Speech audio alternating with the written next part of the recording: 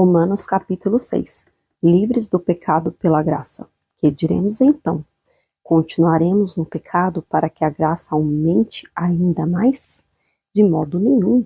Como viveremos ainda no pecado, nós que já morremos para ele? Ou será que vocês ignoram que todos nós que fomos batizados em Cristo Jesus, fomos batizados na sua morte?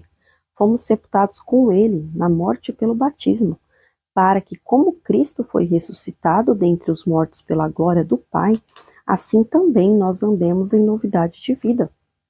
Porque, se fomos unidos com ele na semelhança da sua morte, certamente seremos também na semelhança da sua ressurreição, sabendo isto, que a nossa velha natureza foi crucificada com ele, para que o corpo do pecado seja destruído e não sejamos mais escravos do pecado.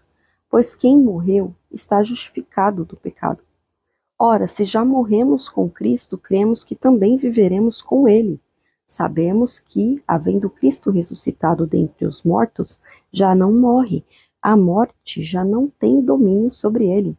Pois quanto a ter morrido, de uma vez para sempre morreu para o pecado, mas quanto a viver, vive para Deus.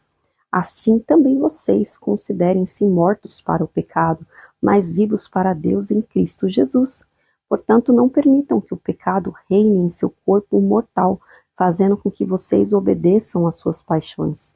Também não ofereçam os membros do corpo ao pecado como instrumentos de injustiça, mas como pessoas que passaram da morte para a vida, ofereçam a si mesmos a Deus e ofereçam os seus membros a Deus como instrumento de justiça.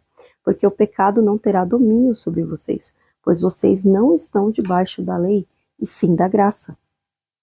Servos da justiça.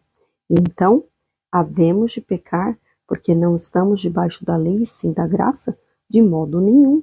Será que vocês não sabem que, ao se oferecerem como servos para a obediência, vocês são servos daquele a quem obedecem, seja do pecado que leva à morte, ou da obediência que conduz à justiça?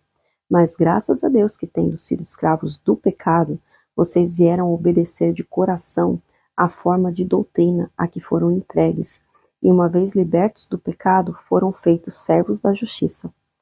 Falo em termos humanos por causa das limitações de vocês, assim como também ofereceram seus membros para que fossem escravos da impureza e da maldade, que leva à maldade, assim ofereçam agora os seus membros para que sejam servos da justiça para a santificação, porque quando vocês eram escravos do pecado, estavam livres em relação à justiça.